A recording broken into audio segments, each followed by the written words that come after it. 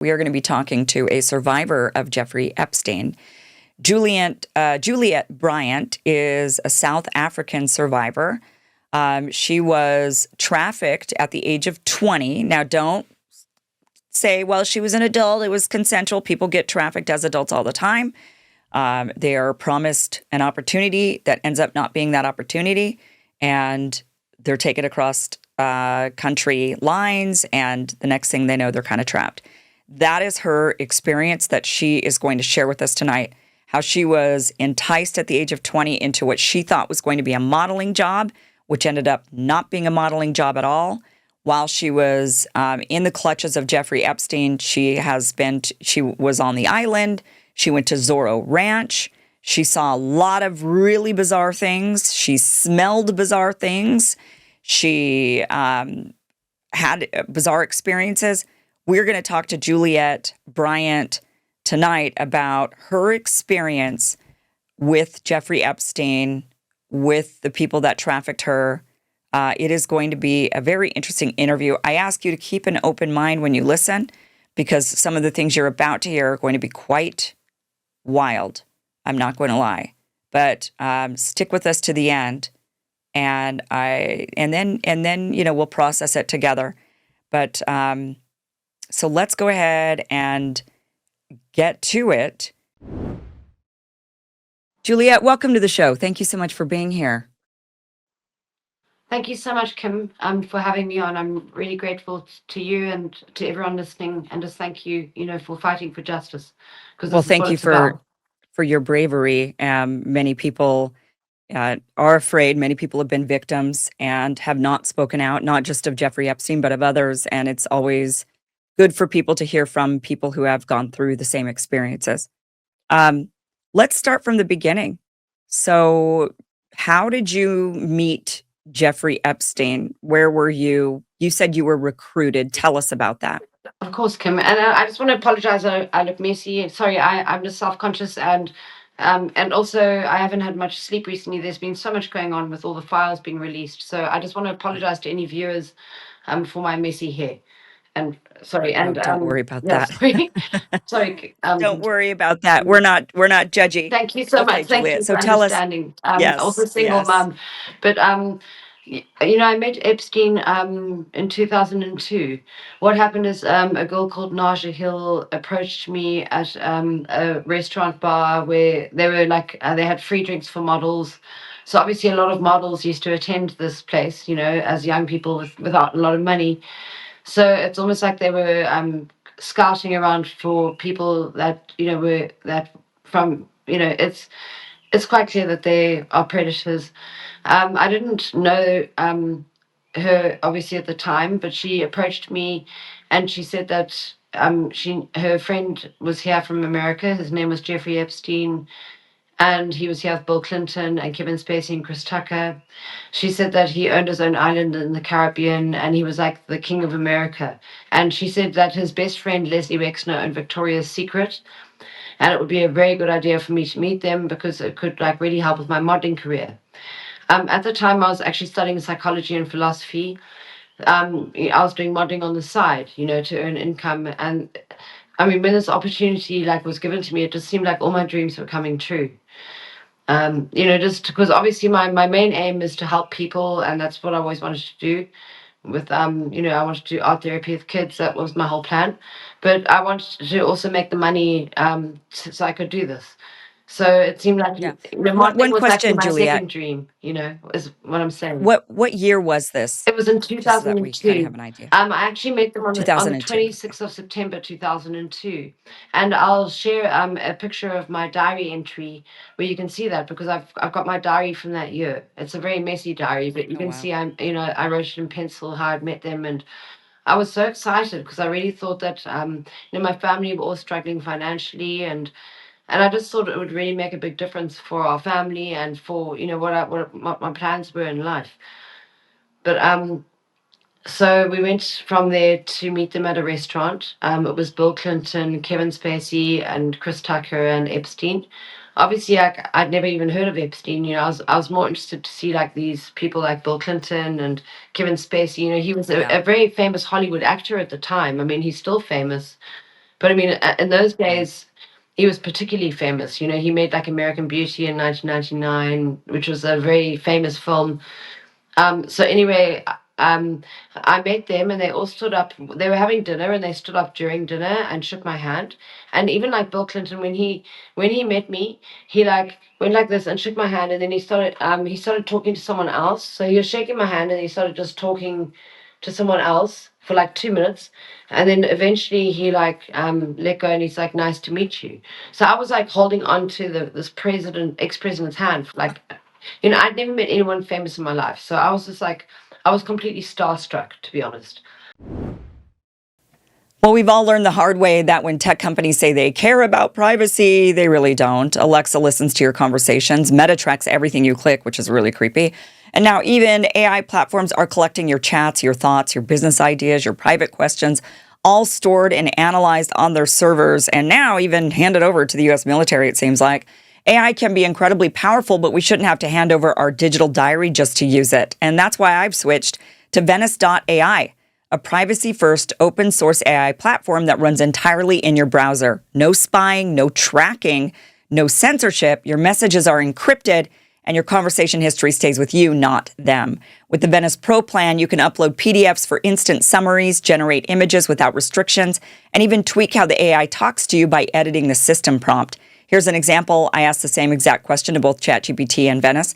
One gave me the sanitized approved response, and the other gave me the truth. So if you want to use AI without giving away your most personal data, go to venice.ai/Kim. Use code Kim for 20% off a pro plan. That's venice.ai/Kim. Code Kim. Protect your privacy while you still can. As a young girl from Africa, this was it wasn't the normal sort of thing.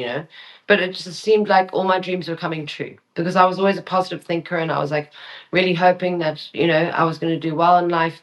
And it seemed like my dreams were coming true. Anyway, so after we left there, Naja Hill, who apparently became a Fox News reporter later on. I never saw her again after all of this. But what happened is she phoned me and she said that Epstein would like to see my modeling portfolio, because he's scouting for models. But would I like to come watch Bill Clinton's speech before the modeling casting? So I was like, oh my gosh, of course. I'd love to come and watch the speech. I thought that they were philanthropists coming here to help in Africa. I'm coming from Africa. It's people have hard. There's a lot of poverty here, and I really believe that they were good people. Which makes it all even so much more sad. But, yeah, so what happened is we went to watch the speech at the lower income university in Cape Town. It was the Western Peninsula Technikon. And while the speech was going on, it was like a very low income hall, like a low income university. Sorry, it was like a very basic hall. It's not the kind of place where you would have imagined Bill Clinton to be giving a speech at all.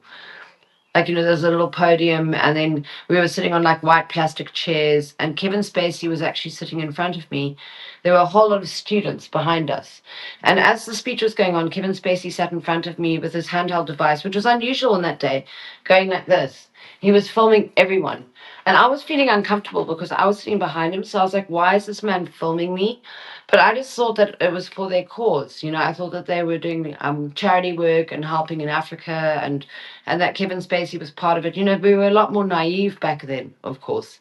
The internet wasn't so, we couldn't Google things as we can now, and there wasn't so much truth out. So people really trusted these people.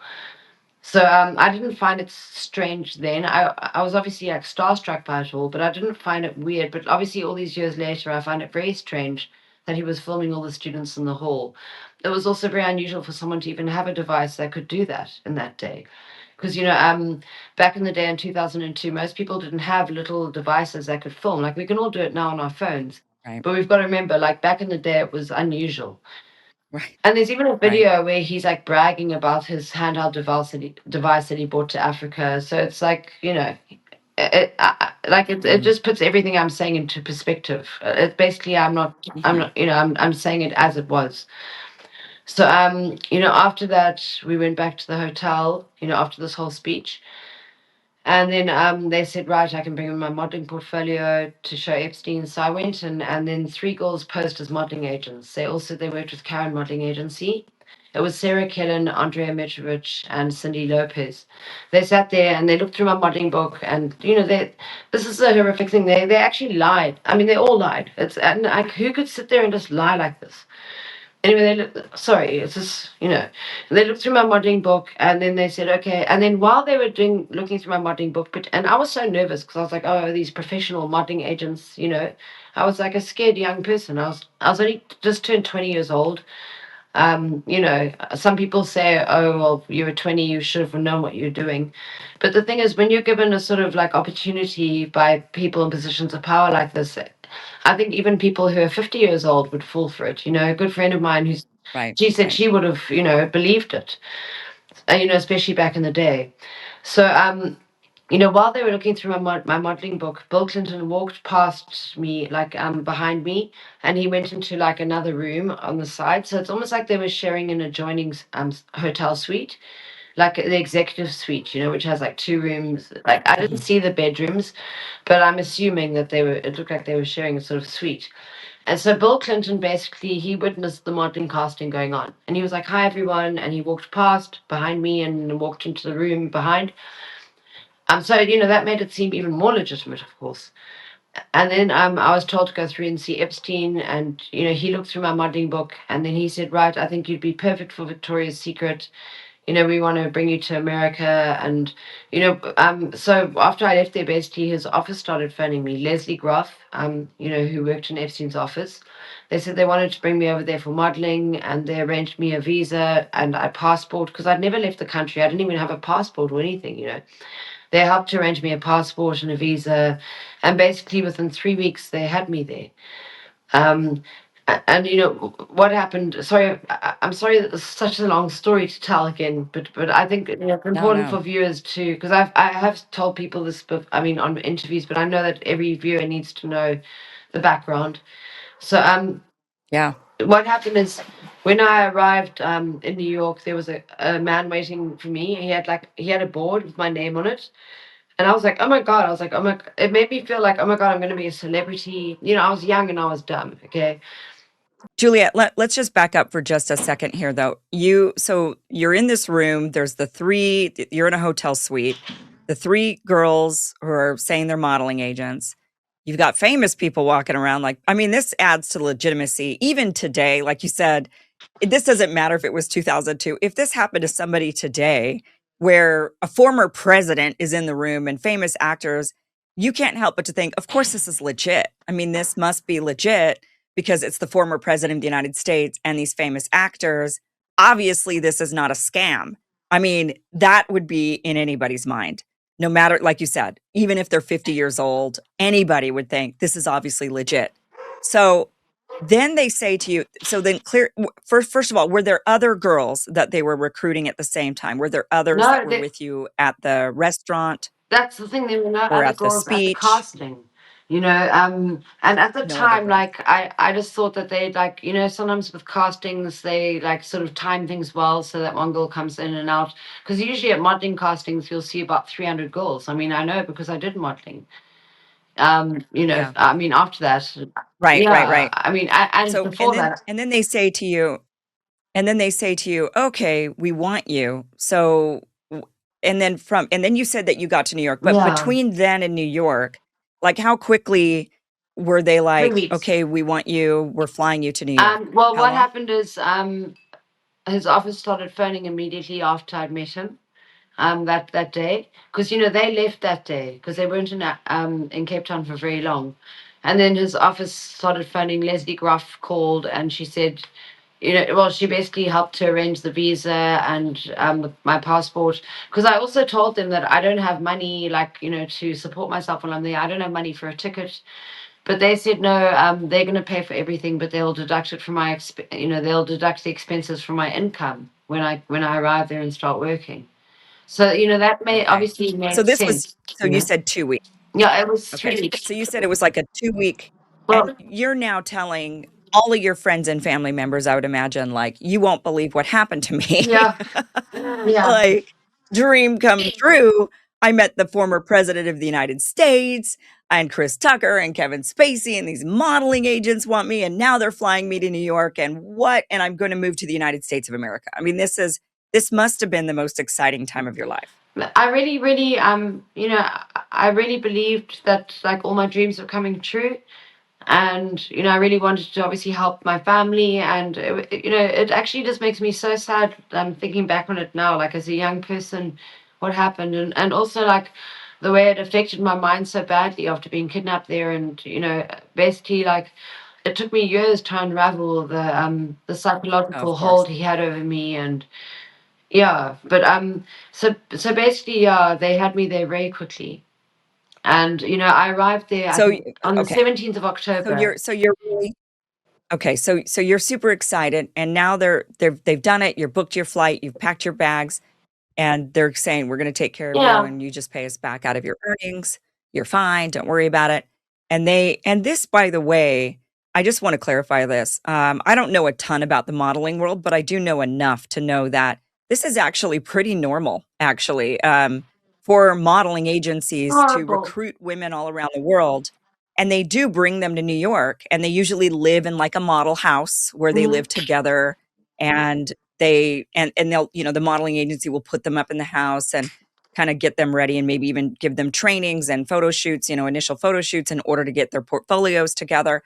And so this isn't like totally out of the normal for the experience of real legitimate modeling agencies and models. You're totally right, Kim. And that's another subject that I want to touch on a lot, is that a lot of young girls are taken overseas, especially from like families where they're struggling financially, and a 14-year-old gets sent overseas, and it's frightening what happens. I said, with the modeling I did years later, I saw the modeling agency sort of scamming models basically.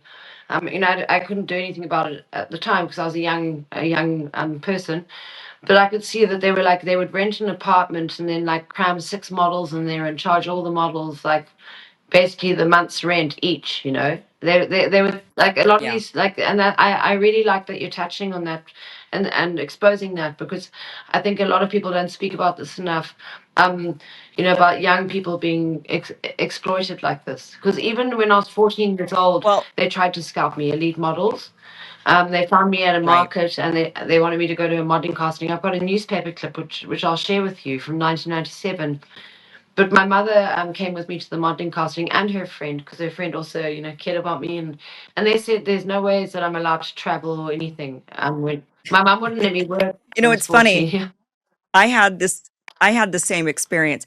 They hoped I would be a lot taller than I am. I ended up not so tall, but not tall enough to be a model. But when I was 14, the same thing. I got scouted, and I was in Beverly Hills at the time, actually, and ended up getting scouted. And they wanted to do the same thing. They wanted to basically take me out of school, send me to New York, have me live in a house with a bunch of other models.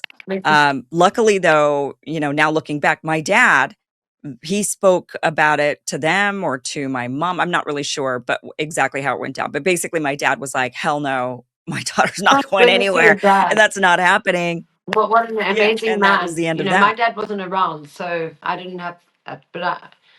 And it's amazing that you understand. Yeah, my dad was like, "You're going to be known for your mind, not for this, and we're not doing that. We're not sending you away someplace in the middle of New York City. Like, it's just not happening." But it is a fairly common experience I had when I did eventually live in New York City in my mid-20s. I did know a lot of models, and that is what they were. I mean, they were living in the modeling agencies, in the apartments that the modeling agencies put up. Okay, so you're in this house in New York now.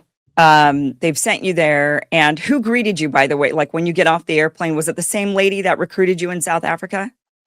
No, it was Epstein's driver, a man called Jojo. He had my name on a board, and then basically when I got off the airplane, I'd never ever traveled overseas in my life. I'd never traveled anywhere without my mum or my family. So I barely slept on the flight. It's like a 24-hour flight from South Africa to New York. You used to stop in Senegal. It's a long flight. So when this man was waiting for me there at the airport with my name on a board, I was like, oh my gosh, like, it made me feel like a celebrity. And it's so stupid. Like, it makes me feel so dumb these days to realize how I was conned so badly. Basically what happened is after that, he drove me to the apartment East 301 66th Street. I'll share my diary entries so we can also add it if it's helpful for people to see. So I was dropped off at the modeling apartment. I also had my list of everything I was going to pack. You could see I wrote like warm pajamas and my art stuff and I even packed a towel. I was like a very naive traveler because I thought, okay, I'm going to stay in New York at my own apartment. I must take a towel. I was really, really young and naive. Anyway, so then what happened is after I was dropped at the apartment, I sort of put my things down, and it was like very overwhelming coming from Africa and being in New York because New York's such an amazing, buzzing place. It was just like very like nerve-wracking for someone who's never been there. They sometimes they say when people from villages go to cities, it can actually make them go a bit crazy. But you know what I mean? It's just such a different lifestyle. I was looking out the window and I was like, oh my God, this place is like so buzzing. And I was nervous, of course, but I was also so excited. And then there was a phone in the apartment and it started ringing and I answered it. It was like after about 10 minutes after I'd arrived. And it was Sarah Kellen. And she said, pack your things, like a small bag. We're going to the Caribbean.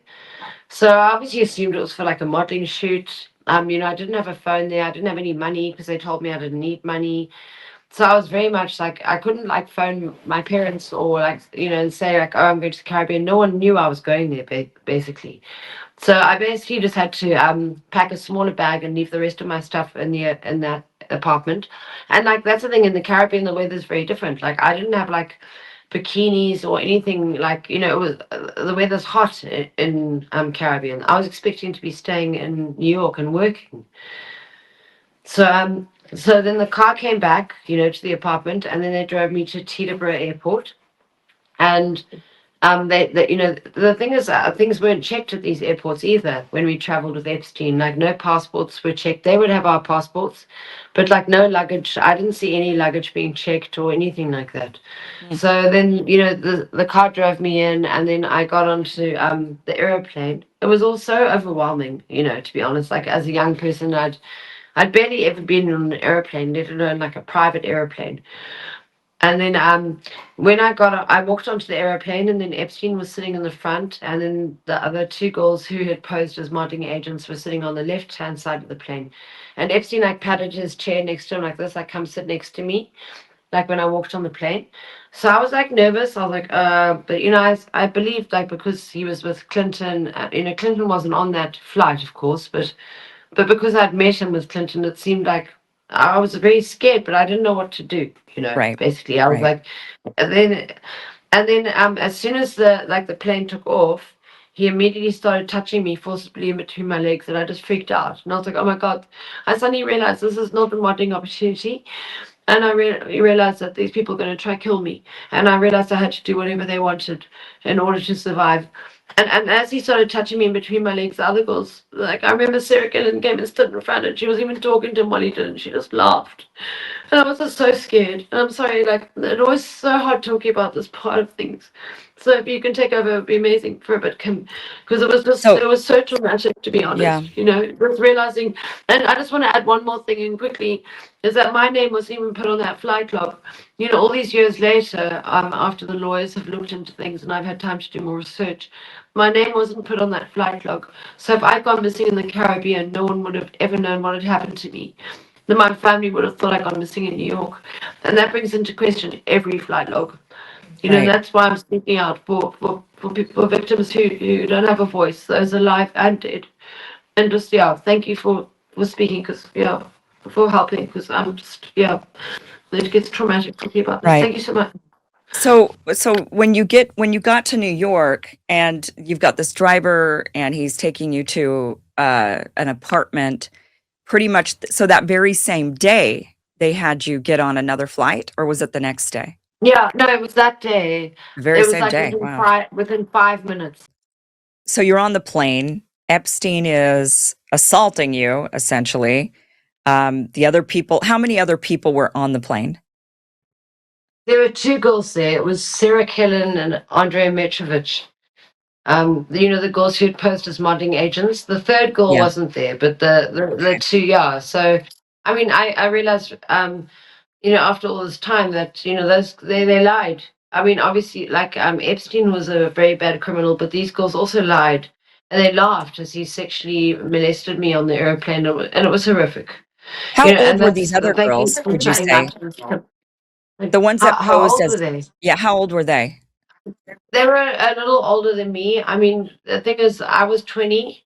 I don't know how old the girl Andrea Metrovich was, but I did see later on a friend of mine did research, and apparently her and her husband worked for the Clinton Foundation. Sarah Okay. Killen was about 22, I think, at the time, not a lot older.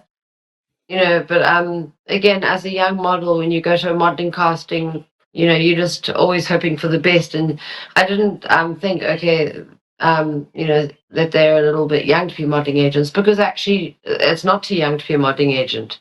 Yeah. Anyone can get any job after the age of 18. Like, I've done many jobs. Right. I've worked at restaurants. You know what I mean? You can get a job at a modeling agency anytime after the age of 18. So I basically completely believed them, for the casting. But basically, when Epstein was like started touching me, they laughed, and I suddenly went into panic mode, and I suddenly thought, oh my god, my family are never going to see me again. And the horrible Why thing is that my family, they never saw me again as I had been before that. Is the horrible Yeah, truth. that is the truth, right? Juliette, why did you immediately feel like, right away that they would kill you? I mean, I think it's very understandable to think I'm going to be raped, right? Because if somebody's assaulting you, that is definitely the feeling. That's the natural thinking of any woman at that point. What made you then think, no, this is more serious? They might kill me. Just how powerful they were, and I suddenly realized that this was not for a modeling job. I suddenly Yeah. realized that this was something far darker, and yeah, sorry that it really petrified me so badly. And I know that a lot of other people have been put in positions like this, and that's why I'm speaking out. Because these people in positions of power should not be taking advantage of young people. Right. And yeah, I'm also a very sensitive person. I feel things a lot. Some people have even said I'm psychic, but whatever. I'm not. But the thing is, I felt immediately that something very bad was about to happen to Yeah. me. And Yeah. I was petrified, and I realized that I had to do whatever they wanted to survive. I realized that, and I never worked with them, of course. As I've said, they released a lot of my emails in the DOJ, and not all of them actually. And that's another thing we need to shine a light on, Kim, is that a lot of the emails have not been released. They released only the emails to make me look bad. And it was very selective release of the emails, because there were many more emails between Epstein and I over the years where he was like he would like email me out of the blue, and it just, the whole thing just really messed with my mind psychologically. And also, like I've said before I was sent home, he told me he worked for the CIA. He said he had my family's name on a list, and he said that a girl who accused him of rape, he planted drugs in her apartment and had her sent to prison. So it put me into like a complete like fight or flight mode, and Yeah. unfortunately I've been stuck in that mode ever since. Is the truth. But people Um, like you are helping me to get off that mode of fight or flight. Where I can actually feel yeah. calm. And that's another thing I want to talk about, is like the charity organization that I'm doing well, just something happened out of the blue to help people. But we'll get to that. It's called Yeah. Survivor Coin, and there are amazing people helping, and we're really going to help people, because Yeah. that's what I That wanted is to do before Epstein kidnapped that's me. And I'm sorry to definitely great. go back and forth. No, no, no. Yeah, Um, thanks so much, Kim. just so that we understand before we go further. So you obviously went to the island. Did you also go to any other Epstein property? He had properties all over. He had one in New Mexico. He Yeah, had one in Florida. He had New York. Of all, they took me which to places did Florida, you New go to? York, Palm Beach. Yeah, they took me to all the properties that we know of. As far as Epstein owned, they could have owned more. They took me to New York, New Mexico, Palm Beach, the island, and to Paris. And to over Paris. the Okay, so time. you went to all of them. Wow. Yeah, but by the time people ask why I went back there, the thing is, by the time I got home, I was very broken, and I just didn't want to disobey him. I was petrified, and Yeah. that's just the truth. I think a lot of people were very petrified of him, Yeah. and that goes for a lot of other bad people too. Where young people are taken into positions like this, where people are in positions of power and they take horrible advantage of people and they terrify them and really mess with their heads. That's the truth. Sorry. So tell us, okay, of the property. So how long were you around Epstein, going to all of these different properties, like before you? It happened over a 2-year period. The2 years. first time they took me, because thank goodness the lawyers helped, with getting my timeline all in order, and I've also got my passport, which proves, where I was being taken and everything. And that's another frightening thing, is a lot of victims don't actually have evidence, because if people weren't being flown across state borders, they might not have evidence. Hmm. You know what I mean? Yeah. But So tell yeah, us, so basically, the last time they took me there was in 2004 in July, and the last time they took me there was to New Mexico, and that was the most weird and frightening place of all. Sorry, I've got to okay, catch my breath. I get panic attacks. Sorry. I was hospitalized after this. After everything that happened. I mean, I'm 43 now, but back then, like, I was taken to hospital. Like, I've never needed a hospital. I've never, been terribly sick. But I was taken to hospital many times after this because I had severe panic attacks. yeah, I couldn't breathe. I thought I was going to die. I'm And so sorry. the doctor could never find anything wrong with me. But Yeah, I just know I woke up in a lab there. Just to cut to the chase. I know that it's such a. That's why we must do a follow-up interview, because if there's time, another time, because it's just so much to explain in such a short time, let's and it talk was just about very, very and frightening. let's talk about the island, and let's talk about the New Mexico Zorro Ranch. When you were on the island, what did you see? There was like that temple structure there. Can you tell us, did you ever go into that temple structure on the No, island? um, no, and it's amazing that you brought that up, because I always wondered, why did I never see that temple? But then I did more research, and I saw the temple was only built after 2007. Oh, So you see, okay. I was there from 2002 and to 2004. The island I was only taken to in 2002 and 2003. So you never So saw that because it didn't exist yeah, at that time. and that explains why, because it actually hadn't Uh-huh. been built yet at the Was time there, that I what was taken about there. some other strange thing about that island is there's a room with a dentist chair and masks all on the wall of this room with the dentist chair. What did you see I something? never Did saw you that either. Okay, did No, you visit a dentist while you were there? they sent me to Bright Smile, and I've actually even got I'll Oh, send you the photograph of the card. They sent me to have my teeth made white, but that was right. in New York. Because you see, before I was sent home, after he threatened me, telling me he worked for CIA and everything, they sent me to New York from there, and then I was sent to have my hair made blonde and have my teeth made white. And I'll share it Okay. so we can share it with everyone watching, if it's helpful. Yeah, yeah. But Did yeah, anything but strange? otherwise, I mean, when you were on the island then, so you didn't see this dentist chair or the, and maybe that stuff came later. Like you said, the temple was built no. later. Well, What Kim, what I would didn't you even see his say? main bedroom. What That's a was the scary thing. I was being taken to a room, but I didn't even see his main bedrooms at many of the properties. I wasn't like being taken to his main bedroom. I was being taken to like side rooms where I don't know, yeah. that's the other creepy thing. Yeah, And sorry. were you when you were there, and I'm sorry to ask pretty personal Oh, no, probing it's fine. questions, but obviously Epstein was basically, creating an environment where powerful men would show up to the island or wherever and have sex with young, beautiful women. Some of them No, underage, that some never of them just happened. very young. That That's where never they're happened. lying. I never saw any of that to my knowledge. That's where they're lying, because they opened up the case of sex trafficking, because Virginia Gaffer, God bless her soul, and Sarah Ransom, who's a very nasty person. Um, they both said that they were made to have sex with Alan Dershowitz. So that's how the whole case was opened up as sex trafficking.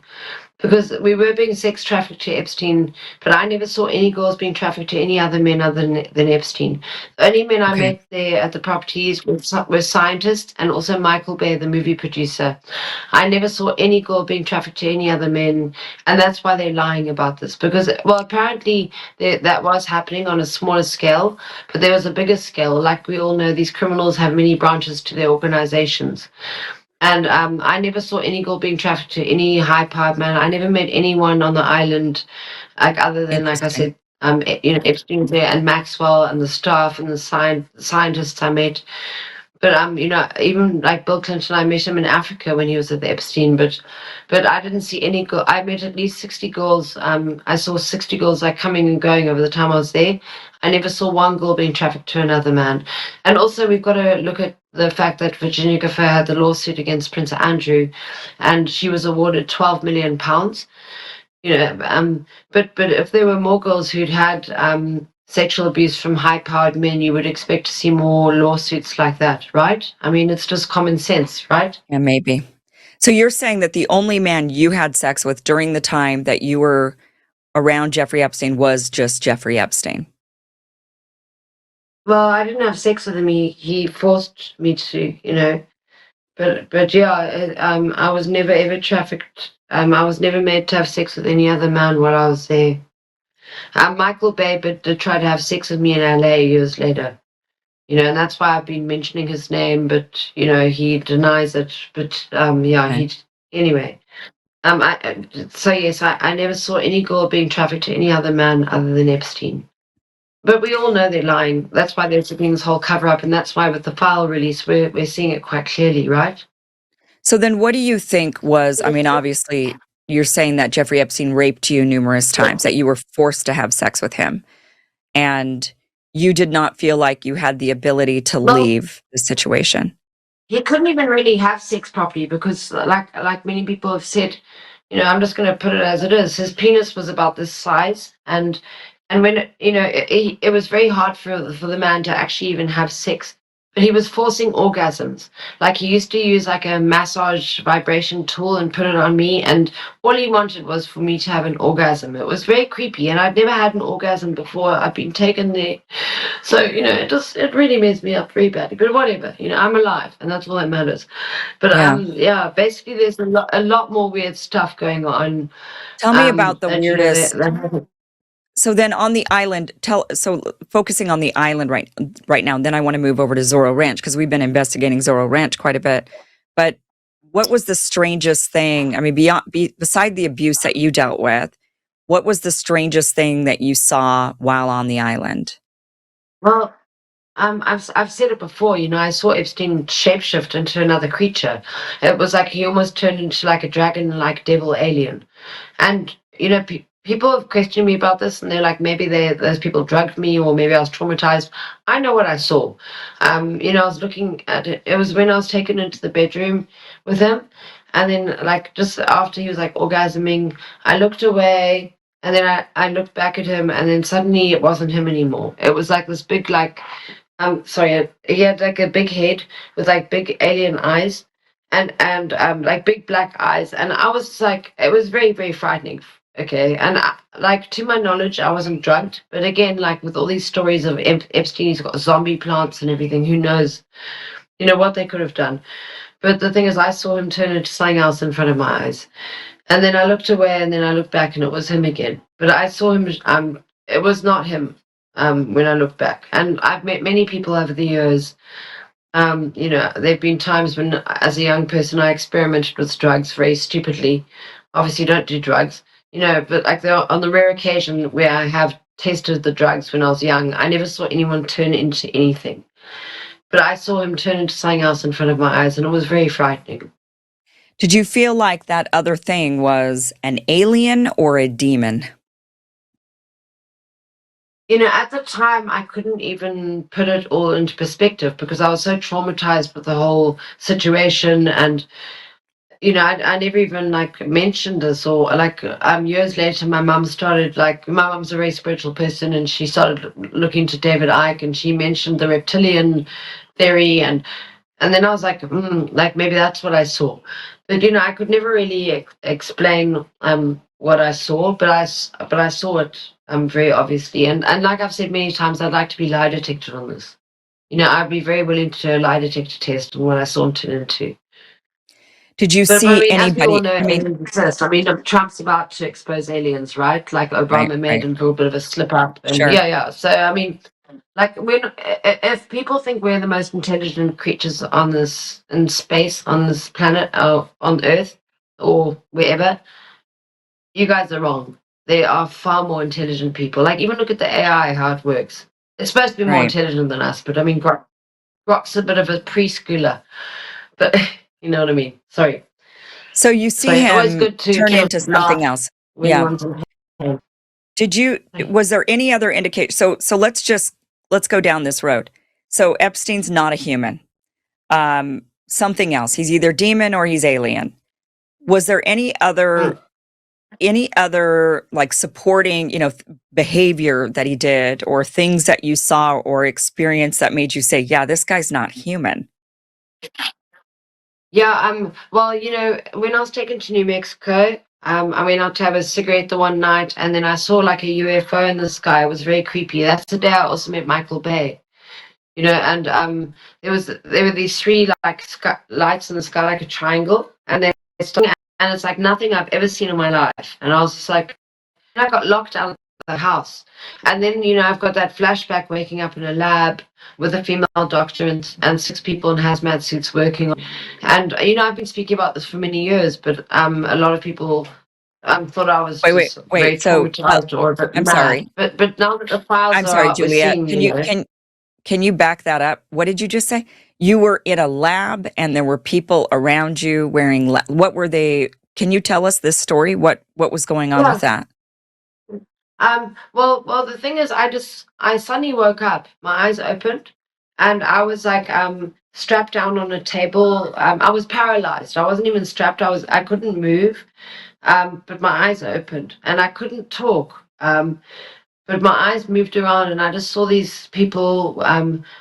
Six people, like three down this side and three down that side, like in hazmat suits, and they were very tall, but they had like the like a white suit with a black thing here, so I couldn't see them.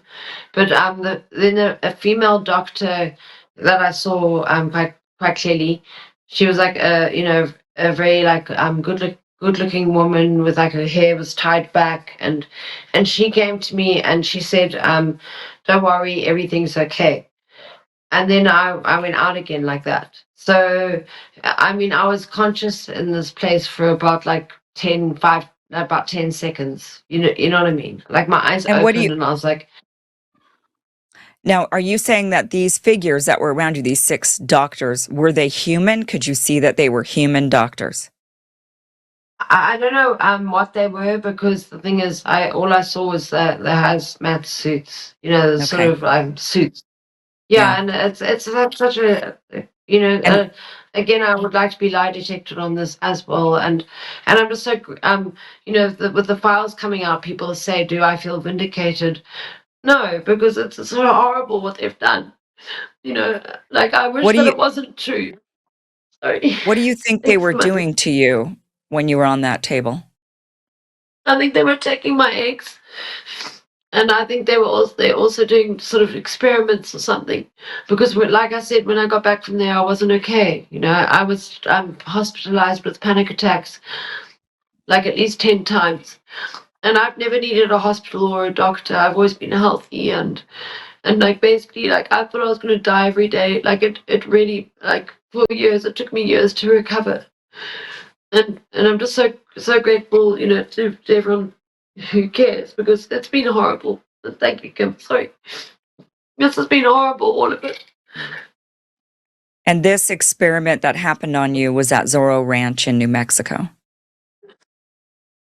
Yeah, I mean, to my knowledge, it seems like it was there.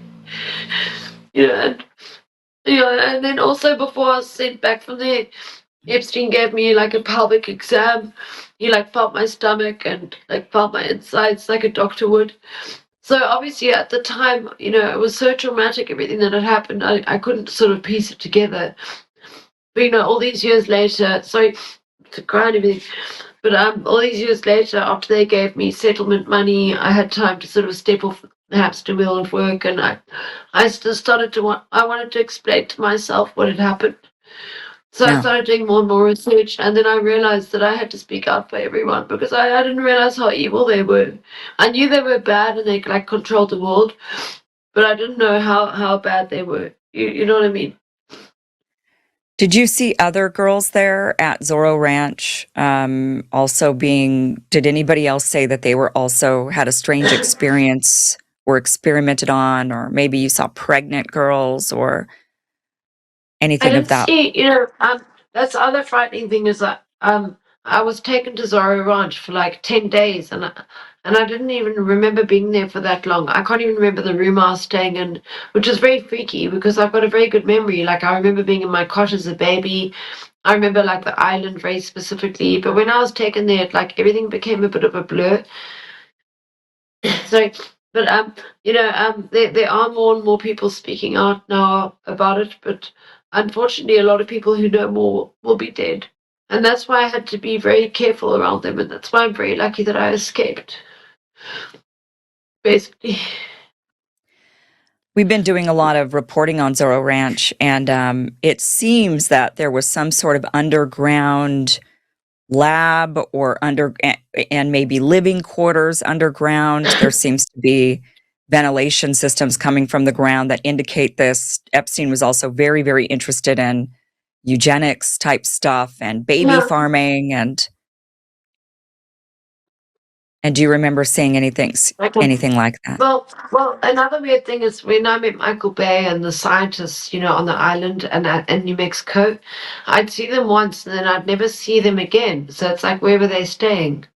So all these years later, it obviously led me to believe that they were perhaps staying underground. Obviously, at the time when I was there, we didn't even realize that there were potentially things underground. We were very naive. Everyone was.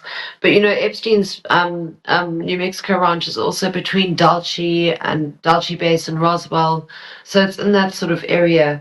And also another thing that I came across is, an amazing reporter from the Daily Beast contacted Michael Bay's office and he denied ever knowing Epstein or ever being to his properties. So that made me realize, like, oh my God, he was there. Why is he lying? So I started digging further, and then I saw that he made the movie The Island about cloning in 2005. And I met him there in 2004. And when I watched the movie about the cloning in the island again later, I saw, all the clones escape from a place that looks like New Mexico. And also then I did more research and I realized, Bill Clinton was there when I met him with Epstein. And, he banned the federal funds being used for human cloning in 1997, just 1 year after Dolly the sheep was cloned. If they cloned a sheep in 1996, that's 30 years ago. It's quite clear that they're capable of cloning. If you can clone a sheep, you can clone a human. Yeah. So there's been I started to I fell down the rabbit hole basically, with all the research, but I did manage to claw my way out because, you don't want to fall down the hole much like Alice in Wonderland. Right. Then we get on to J.P. Morgan, human trafficking, Disney princesses, but we'll speak about that another time because that's a whole nother chapter. Can you tell us about the smell that you have talked about in previous interviews? What was the smell and when did you smell it? Yeah, because when Clinton walked past me, behind me, and then he opened that door, I smelled this horrible, weird smell. And I smelled it again because I was taken to Bill Richardson, the governor of New Mexico's mansion with Epstein. Took me there and another victim, and they shook our hands, and then they went in to have a meeting with Epstein. And that's the other time I smelled that smell. There's also a third time I smelled that smell in Cape Town, but I'm not going to mention that name yet. But I've only smelled that smell like 3 times, and it was just like it was a smell of like feces and vomit and urine, but like masked with cleaning chemicals. It was like the smell of fear, basically. I've realized because I've got animals. I love animals. Like I remember, like my cat once, I got in a fight, and I could smell that sort of smell of fear. It's this fear smell, but it was it was a very strong scent, but it was marked with cleaning chemicals, and it was just Yeah, it took me. I mean, I when I smelled it, I just thought, hey, that's a bit weird. Why do these people smell like this? But then after all the years, I told my friend about it, and she said, "Oh my God, Juliette, that sounds like the smell of dead bodies," which I didn't, realize at the time. But unfortunately, it's just as we're looking into all these files, it's just sorry, it's all horrific. There is some thinking that there have been some talks and maybe some evidence and witnesses that have claimed that people were killed, that bodies were buried, that girls disappeared. Did you see girls and then suddenly not see girls and wondered where they went? Mhm. I mean, well, people used to come and go, but it seemed like, it wasn't like they just vanished. Like, that's another thing. If I'd seen any person getting hurt or anything, I would have risked my life trying to save them. That's the thing. Everything was very much hidden, and if I'd seen more, I probably would have been killed. I'm very lucky to still be alive, in fact. But it's just horrific everything that's gone on, and you know, as we know, like a lot of the victims have been found dead, like Virginia, Gaffer, Carolyn, Adriano. There were only 6 girls who testified against Maxwell, and there were only 3 that put their names out there, and 2 of them are dead. So, also like the Clintons, apparently a lot of their people they know have died suspiciously. Kevin Spacey, there were 12 accusers and 3 of them died suspiciously within a year. I think it's quite clear that these people are capable of a lot more than any of us are even willing to comprehend. It's horrific. And So you, it's been such a shock for me yeah, I'm also sure. with the file coming out. Yeah. So tell us, since you don't think that Epstein, I mean, you never saw, and you say that the other girls are lying, that they were forced to have sex with famous people.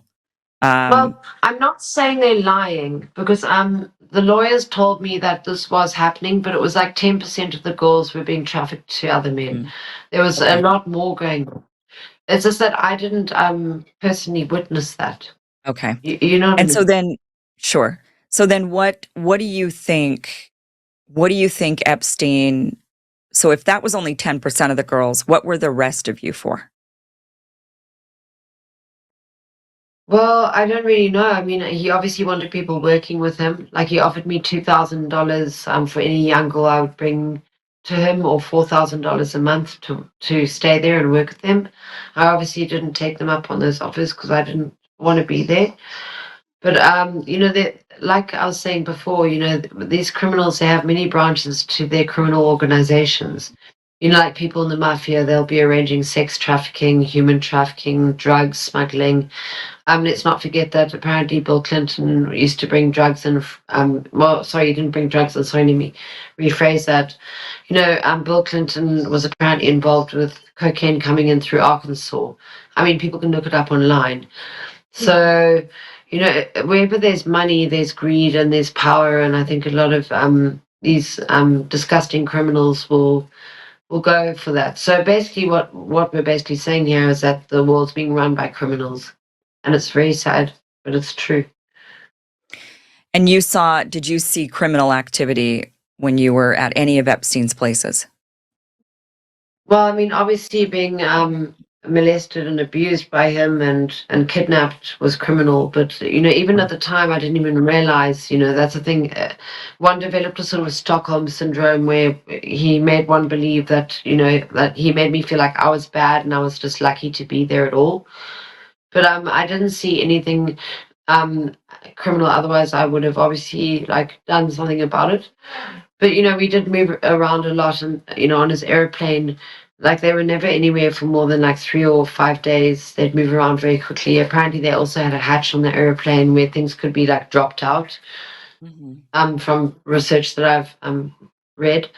So it's just thank goodness I didn't witness too much. Otherwise, I wouldn't be alive anymore. And I'm very grateful to be alive and to be able to speak and speak for those who are no longer alive, because that's why I'm speaking out. I don't need to speak out.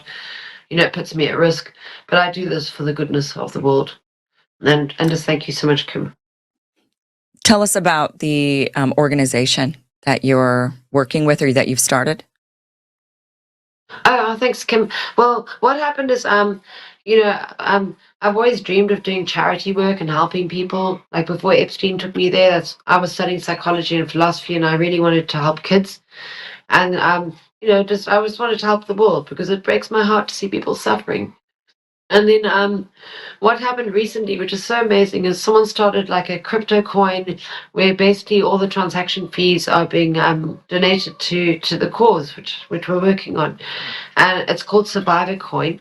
And again, I'm not promoting crypto at all. Like anyone who doesn't know anything about crypto, don't get into crypto. Although, I mean, Epstein was involved with Bitcoin and the banks. Who do we trust anymore? I would suggest for everyone to do a little research on crypto. But again, people must be very careful buying in crypto. Like I've learned the hard way. I got in it a while ago. My brothers are in it, so they taught me, and I actually did well on it. But people have got to be very careful. But it's just so amazing that this. I'm just saying that as a disclaimer and a warning because with the coin being created, I would never want anyone to go put a lot of money in and lose it. I mean, you know what I mean. People will obviously most likely make a lot, but again, I'm never going to suggest that anyone does anything like that. But I really do believe in the cause, and most important is that I've actually been able to. I've been putting my own money back in to sort of get it all going, and but with the fees, I've still got the money liquid, so I can draw it off, and I've been helping people. Last week I helped three families. Well, not I, we. Like our community, the Survivor Coin community, we helped three families. We paid for a boy's tuition, and another person we helped's got a kid on the way. And also what we're going to start doing is we're going to be supporting a soccer team from an underprivileged school where we're going to have soccer shirt, branding on the shirts, and we're going to be doing it every week, and just basically to gain momentum for the cause, to help people. And we've got many more plans. Like I want to create water points in Africa because, a lot of people in Africa, it's very, very hard. So I want to start like drilling into the ground and getting water for the people, and also doing low income cost housing, just anywhere, and not just in Africa, all over the world. So it's just been so amazing to have this opportunity to actually do this, and I know, like, with projects like this, we got to just, work and work and but I can see it already happening, and I really believe in it. So thanks for bringing it up, Kim, because, what I really want to do is help people. And, like I'm saying, it's like a GoFundMe, but within the crypto space. So, Okay. people can invest, like people can put in $10, and then still like a percentage of the transaction fees will be donated to our cause. And then people can still watch their $10, and it's likely going to grow. I mean, it Okay. could also halve, but you know what I'm saying? It's Right. it's just like, yeah, and it's obviously I'm not trying to get people into crypto, but I just think it's been so cool because a lot of money's been raised, and I've also invested the money back into the coin wisely, so that we can really go ahead with our cause of helping people. And thank you for speaking about that, because it just makes me so happy after all the darkness, that there's light at the end of the tunnel. We're going to And help Juliette, millions. I promise you. I can do that. where do people go in order to help out? Well, it's listed on the Bags app, which is like a GoFundMe sort of crypto exchange. But again, like I'm not suggesting anyone to put in a huge amount, unless just people must be cautious and just put in a little, and they can watch it. It's like a fun project. We're also going to Okay. have a logo design. We've got a community where we're going to get everyone to vote on which design we want, and we're going to be doing votes on which causes we're going to be helping. And it just, like, after all the pain I've been through, this is like it's like when Epstein took me there, and I thought my dreams were coming true. My real dream was to help people. So finally my dream is coming true. You know what I mean? It's come in a weird way, but at least I'm strong enough now to fight. And we're really going to help people, Kim. And thank you also for having me on, because you're also helping people a lot. And just thank you for being amazing, because I can only imagine how much you've done to help people. And thank you so much. Thank you, Juliette, for being here and sharing your story. I know it's very difficult, and we really appreciate hearing from you and your willingness to come on the show, and only wish you the best of luck. And healing from this traumatic experience that you went through, and just, wishing you just health and happiness going forward. So thank you again, Juliette. Thank you so much, Kim. Like they say, it's always darkest before the dawn. And I think the dawn's coming. It's like times of goodness, times of light. And so thank you. Because, it's, there's some days where I feel like really everything gets too much, but then there are other days where I just feel like I've got to keep fighting. And people like you make me feel stronger. And, everyone who's watching and everyone who cares, that makes everything worth fighting for. So just thank you so much. I love you so much. Well, that was definitely an interesting interview. A lot to process there. My thinking, my initial, having just spoken to her, so I haven't really even had a chance to really process this, but I will say this, that first of all, trauma is complicated for people. There's been some pushback against Juliette because she did have communication with Epstein all the way up until, I believe, 2017. And so people were like, well, if you were raped and trafficked and if you felt harmed by this person and that your life was in danger, why did you continue talking to them over and over again? And to me, that answer is actually quite simple. And that is very similar to when, women get beat by their husbands and they just refuse to leave, and they even do leave and they get back together, and it goes on and on and on. Then people say, why would you do that if this person's harming you? And it's because human emotions and attachment are very complicated.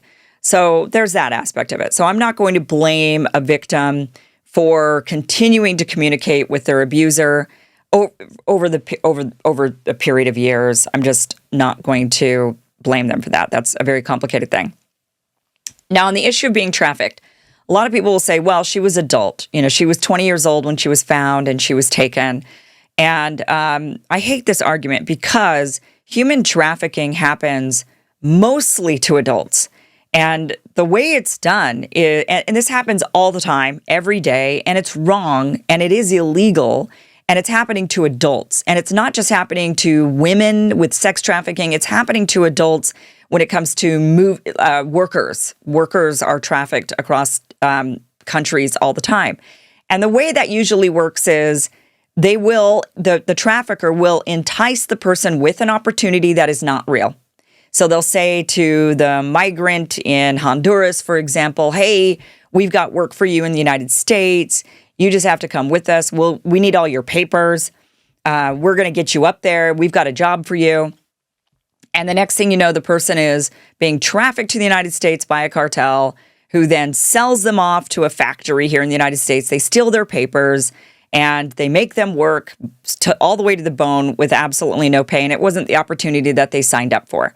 That happens all the time, all around the world, here in the United States and in other countries as well. And that is human trafficking, and it is wrong, and it's happening to adults. So the argument that, if you're an adult, this can't happen to you, bullshit. She was sold an opportunity she thought she was going to have, which was modeling in New York City and becoming a big model. That is what she was sold. She ended up in a totally different situation and feeling, and was, according to her, raped and abused, and she was fearful. So that happens, this is like this is historical. Indentured servitude, for example. That's exactly what that was, where, well, you're basically a slave, but you can earn your way out of it. And then eventually indentured servants would be free. And they didn't need to be freed by a law or freed by any other way. They could just earn their way out of their indentured servitude. Again, it's wrong. So there's that. Now let's talk about the big claims, the shape-shifting, that one I think was the most shocking claim that Juliette had. The smell thing, smells are interesting. I'm not doubting she smelled something. She very well might have smelled something that was very real. My first thought hearing that was adrenochrome. That's what I was thinking, and it's just amazing we're even having these conversations anymore right now, because for the longest time when I'd hear about adrenochrome and that they would like scare children in order to produce this stuff, I thought that just sounds like a wild conspiracy. That just sounds like the wildest stuff I'd ever heard in my life. And now that we're seeing more and more from the files, and we're seeing more and more of like the wild shit that just even celebrities are into right now. I mean, it's not like a big stretch when you think about, I mean, look at celebrities right now. How many of them have trans kids? How many of them are like transitioning their own children? And it's like, what are the chances that all 3 of your kids would be trans or whatever? And that's just the wild world that celebrities are living in, where it's not normal. It's not real. So it isn't a total wild leap to say, here's this community of weirdos as it is, living in their own weirdo bubble, doing weirdo stuff. It isn't outside of the realm of, a leap of, it doesn't take much of the imagination to then think of them going into this other really weird stuff, like, I guess, Satan worshiping. People have been accusing celebrities of satanic worship for a long time. And I've had a hard time. I mean, I've never met anybody. I mean, I guess, do people admit they're devil worshipers? I mean, I don't know. I've never met one. So I guess I'm not running in the right circles for that, or thank goodness I'm not. But I think there's this, it's not a big stretch to think celebrities are really maybe that weird. People in power are really maybe that weird to where they would do some really sick and heinous things like try to extract adrenochrome or however that stuff is made. So maybe that's what she was smelling. Or maybe, or dead bodies. Or maybe I think sometimes when we're in a traumatic situation, smell, especially if you do believe in like psychic ability or just high intuition ability, smell can, manifest as a sense to make you on high alert or to give you an insight into what might be going on. And maybe the smell isn't apparent to anybody else, but you're smelling it because your intuition, your sense, your sixth sense or seventh sense or whatever sense it is like kicking in, if that makes sense. So there's a possibility of that. It could also have been imagined. The shape-shifting, again, also could have been imagined. Of course, right? That's the first instinct, I think, of everybody's. That's imagined. You were traumatized and you saw something because that's what you were seeing. That's what you were experiencing. You were experiencing this guy as some sort of demon. So, of course, you then saw that. Or it could have been that she was drugged, right? Or it could have been he actually shapeshift. I mean, I'm not one to discount anything until things could be proven wrong. I've never seen somebody shapeshift. So, but just because I've never seen it doesn't mean it doesn't exist. I mean, there is a possibility, and stranger things have happened. So, or I don't know, that seems to be maybe the strangest thing. But I'm not one, is it likely in my mind? No, because I've never seen that and I've never heard of that. But will I say it's impossible and it didn't happen? No, I'm not going to say that either. Because I don't know. Just because I haven't experienced it and I don't know doesn't mean it's not real. So, and a lot of people have asserted that Jeffrey Epstein was some sort of a demon, that him and his followers were worshiping some sort of a god. Maybe Jeffrey Epstein was that god, because they seem, certainly what the files are indicating is that he was to them. So if they were let's just go down this road for a second. If they were a bunch of devil worshipers doing weird devil worshiping shit, maybe and they all loved Jeffrey Epstein and did whatever he wanted, and they were like, kowtow to this guy. Maybe the guy was the devil, or at least he was a demon. And maybe that's what she saw, when maybe she is highly intuitive, and maybe he didn't actually shapeshift, but her sixth sense, seventh sense, 10th sense, whatever it is, suddenly saw him for what he was. I mean, that is, I'm not going to.